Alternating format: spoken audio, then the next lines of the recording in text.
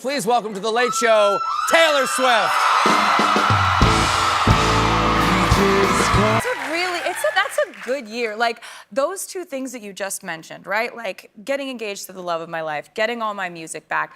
Those were two things that just never could have happened. My third favorite person, and it's not in any order because I do talk to him a lot more than the other two, is Travis. I can talk to him about any of this, you know? Taylor Swift walks into a late-night taping and suddenly the internet's acting like someone pulled the fire alarm.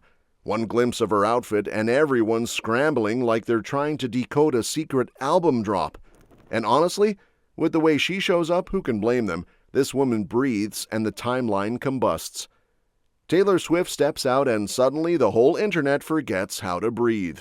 Honestly, you'd think she walked in carrying the secrets of the universe instead of just looking ridiculously good. But nope, she's simply proving again that fashion is her second superpower. Swift pulls up to The Late Show with Stephen Colbert in what looks like her "I just threw this on, but it still costs more than your car" street style. Teddy coat, check Miu Miu mini, knee-high boots, the whole cozy-but-make-it-cha-ching vibe. Insiders swear she kept the entrance casual on purpose, like she knew she was about to flip the switch once she hit the stage. And flip it she does. The second those studio lights hit her, she's in full glam mode. This structured off-shoulder velvet burgundy mini dress that basically screams, Princess Diana but make it Swiftie core. Sources say it's a David Coma piece, priced at the kind of number that makes your bank account cry quietly in the corner. She pairs it with velvet pumps and a vintage diamond ruby necklace that costs about the same as a small apartment. Oh, and she's got that engagement ring on, the custom one tied to Travis Kelce's circle. Fans clock it instantly, obviously. Please welcome to The Late Show, Taylor Swift. Social media? Meltdown. Full shutdown. Swifties are acting like she just descended from Mount Olympus. People are comparing the look to Diana's iconic revenge dress, insisting this might be Taylor's all-time slay. Others swear she's giving festive rich aunt who buys everyone the good gifts. The whole outfit? Over $83,000, and she wears it like it's a $29 Zara haul. Now sliding straight into the next chaos moment, Colbert had already been hyping her up by posting this hilarious little montage of himself dancing to Opalite on Instagram, like a dad at a wedding who suddenly discovers rhythm. He'd been teasing her appearance all day, basically acting like Swift was his show's season finale. So when Taylor finally sits down for the interview, she's in full I run the world but also bake bread now mode. She's leaning into this new wholesome but chaotic era, telling Colbert that after a 2-year global tour, she's become that friend who suddenly turns every conversation into a sourdough update. She even admitted she's now the type who sees a blank piece of fabric and thinks, yep, I could cross-stitch that. I'm bread girl now. Or I'm like, oh, you know, this isn't gonna cross-stitch itself. Do you know what I mean? Right. Colbert pokes fun about how stepping back from the spotlight might feel weird, and she basically tells him to redirect all that hyperactive energy toward his loved ones, though he complains his family doesn't chant his name. You can give that to your friends and family, your community. My friends and family don't chant my name, Taylor. And speaking of things worth chanting about, Taylor shifts gears and dives into what she calls the best year of her entire life, because apparently 2025 decided to treat her like its favorite child. She lights up the second the topic comes up, like someone just handed her a puppy wearing a tiny Chiefs jersey. She starts listing everything that made the year a total jackpot, and honestly, it sounds like the plot of a very glamorous wish fulfillment movie. New album? Check. Massive personal wins? Check. Getting engaged to the guy the internet treats like America's boyfriend? Double check. That's a good year. Like, those two things that you just mentioned, right? Like, getting engaged to the love of my life, getting all my music back. Those were two things that just never could have happened. And then there's the big one, finally taking back her music. She's still processing that part, like she keeps mentally pinching herself to confirm it actually happened and wasn't just some fever dream brought on by jet lag and stadium lights. And my fans are why I was able to get my music back, you know. That's how I spent that Aerosol money, so. She points out that none of these moments were guaranteed, which makes them even sweeter. She gets especially soft when she talks about how grateful she is, The kind of grateful where you'd expect her to start handing out friendship bracelets to strangers in the audience. And I'm so grateful for both of those things happening. And just when she's floating on this cloud of accomplishment, Colbert tries to compare her to one of the biggest bands in history, and she basically reacts like he just told her she invented oxygen. It feels, I imagine this is what it felt like when the Beatles came into the Ed Sullivan Theater in 1964. I don't know. I think they had a whole thing going. Do you know what I mean? But before Colbert can dig that hole any deeper, Taylor pivots into something way more fun. The three people she actually runs to when life gets messy, confusing, or just plain chaotic, which, let's be real, is daily when you're Taylor Swift. First up is a rock legend who's basically the fairy godmother of eyeliner and emotional resilience. Taylor talks about her with the kind of awe most people reserve for meeting Beyoncé and winning the lottery on the same afternoon. This mentor apparently drops wisdom like she's sprinkling glitter, effortlessly, constantly, and always with a vibe that screams, "I've lived through things you can't even Google." I've been very lucky. I have Stevie Nicks in my life in a way that affects me positively constantly. And then there's the producer whose brain seems permanently plugged into a hit song generator. Sources say Taylor trusts him the way most of us trust our phone alarms, fully, blindly, and with minor resentment when he's right yet again. He's the guy she reportedly calls when she's debating whether a melody is genius or chaos, and he always gives her that brutally helpful feedback she secretly loves. Also, I work with Max Martin, who I think is one of the greatest, most legendary creators, producers, songwriters that I think we're very lucky to live in the time that he's continuing to make music. And finally, the one she admits she talks to even more than the other two, Travis. According to insiders, he's become her go-to sounding board for everything: music decisions, life decisions, snack decisions.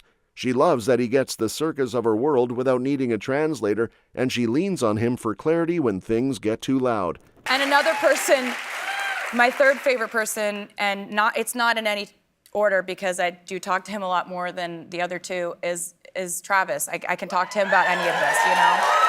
And right as she's wrapping up that whole "here are my top 3 life advisors" moment, she slides straight into the chaos Colbert really wants: her top 5 songs.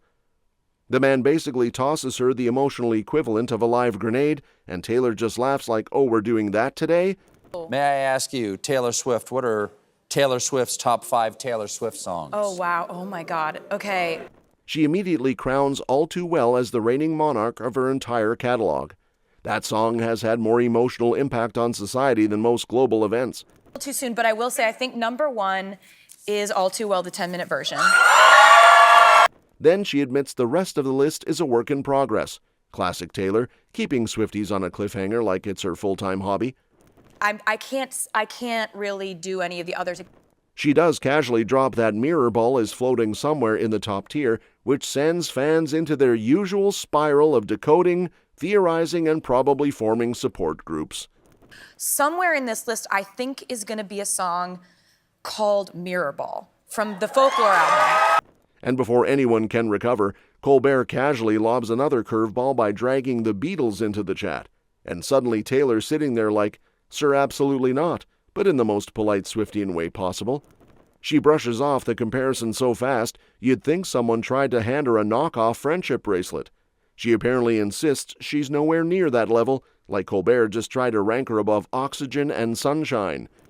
Meanwhile, the audience is practically levitating because being compared to the Fab Four is not exactly a small flex.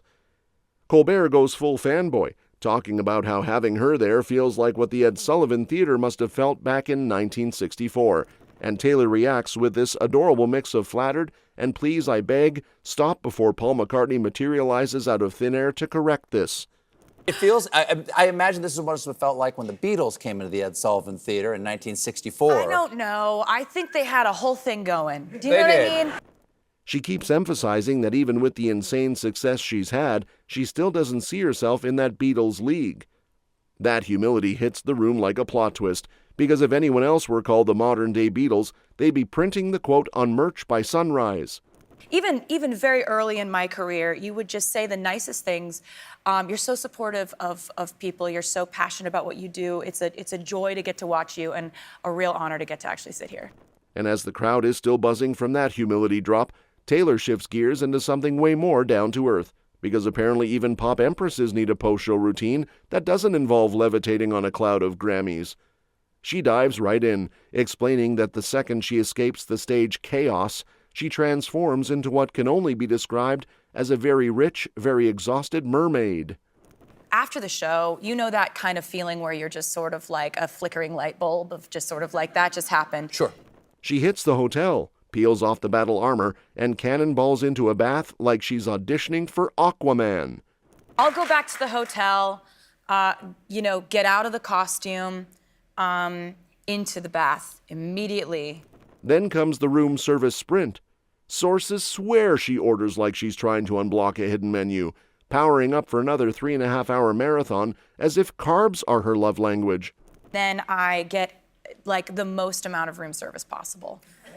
Everything. Okay. Everything that I want on that given night. I'm just like, I gotta power up for the 3.5-hour show. It's the best. But the night doesn't stop at snacks and bubbles. Nope.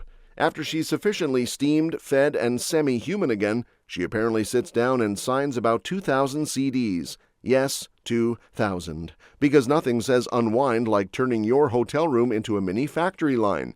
She compares it to her bread era, where doing something with her hands shuts off the idea machine in her brain before it starts writing 6 new albums by accident. Colbert, who's dealing with the impending doom of his show ending, asks for advice, and she basically tells him what insiders say she tells all hyperactive people: you don't stop the chaos, you just redirect it. Hobbies, family, community, pour the same energy somewhere else. Just don't pretend you're suddenly going to turn into a calm person who sits still. To absolutely no one's shock, she admits she's now the kind of person who gets aggressively excited about cross-stitching, which is exactly why the crowd loses it. When the show's Instagram drops a chaotic little gem, Taylor and Colbert full-on lip-syncing Hey Stephen like 2 theater kids who got kicked out of rehearsal for excessive enthusiasm. Taylor's giving cute throwback energy while Colbert is committing like this is his Broadway debut. There's light choreography, emphasis on light, because Taylor's nailing the beats while Colbert looks like he's trying to remember what his knees are supposed to do. The whole thing feels like a 2008 time capsule mixed with Dad at a Barbecue vibes, and fans are eating it up like it's a Lost Eras Tour bonus track. That's all for this video, folks. We'll see you next time.